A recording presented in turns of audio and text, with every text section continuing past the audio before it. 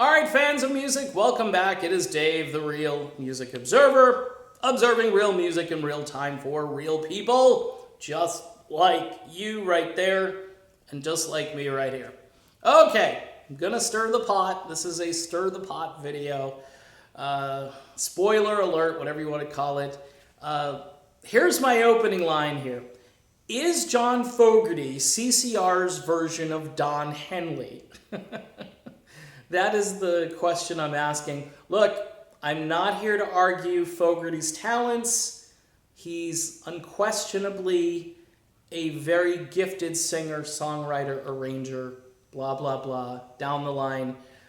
Yes, all of those songs between 68 and 72, the Vietnam War era stuff, all of it, it's in your consciousness. CCR turns 50 this summer.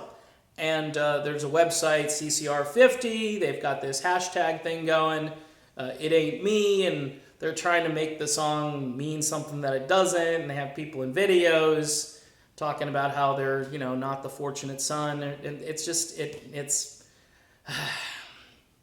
I hate it because it's bad, misguided political crap. So I don't like it. But I do love the song, and I think Creedence is an amazing group. And what would have been cool is if Fogerty, after the 50 years, had said, you know what, let's see if we can get something going with Doug Cosmo Clifford and Stu Cook, who are still around, who are still performing in their own band called Creedence Clearwater Revisited. They've been performing in this band for 23 years. They even recorded a live album a number of years ago, which yours truly listened to. And by the way, you can't say, oh, there are no original members in this group, because there are two.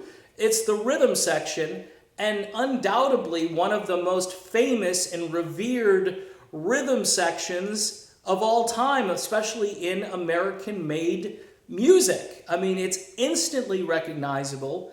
It's the reason a lot of these CCR tunes just have this pop to them, this added punch that you don't hear in a lot of other music today, because the rhythm section kicked some serious butt. And, Tom Fogerty, of course, was in the band playing rhythm guitar at the beginning, had arguments and disagreements with his brother, left the band and recorded his own music. And again, this lends it gives credence anyway.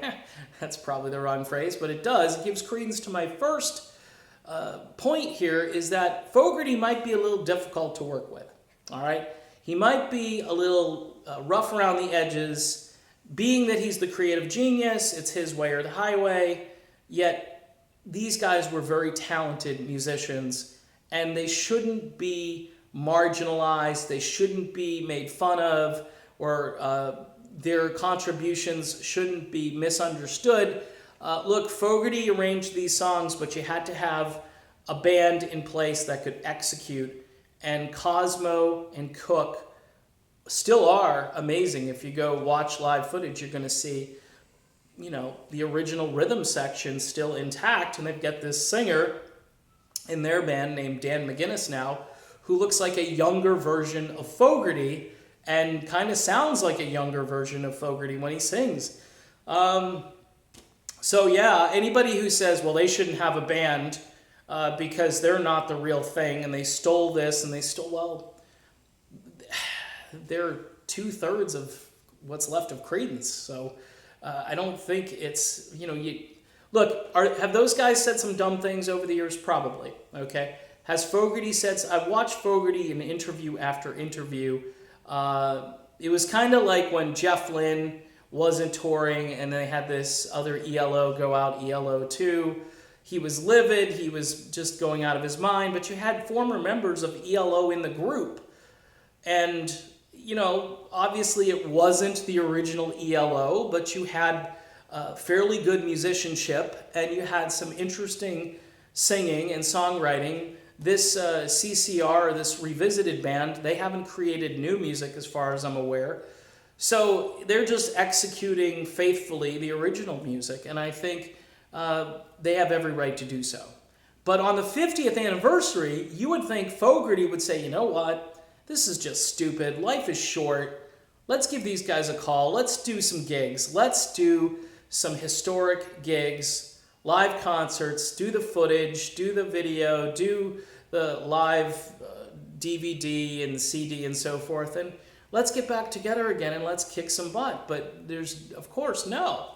Fogerty's out there with ZZ Top, which is a really cool double bill, no doubt. But looking at all the interviews and all of the footage over the years and all of the just water that's gone under the bridge, it just appears to me that Fogerty could have, said, look, let's get this thing back together again. I know the whole fantasy thing, he was in the contract, he couldn't get out of the contract. And then the other guys had more say at what was going on over at Fantasy Records and so forth. That's all done, though. It's over. It's done.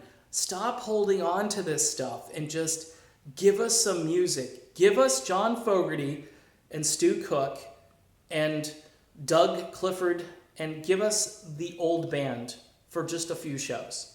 And I think people would love it. It is the 50th anniversary. But I think, again, you're looking at a guy who I believe is kind of like the Don Henley of the band, and that's just my opinion, and we'll see how many reactions I get on this one. But that's it. I'm done. It's CCR's 50th. Go celebrate the 4th of July with Creedence Clearwater Revival. There's no better band to hang out with on the 4th of July. They are the best. And if you got CCR near you, the Revisited Band, or you got Fogerty near you, go see them, because it'll be a treat. It's American music. Talk to you soon.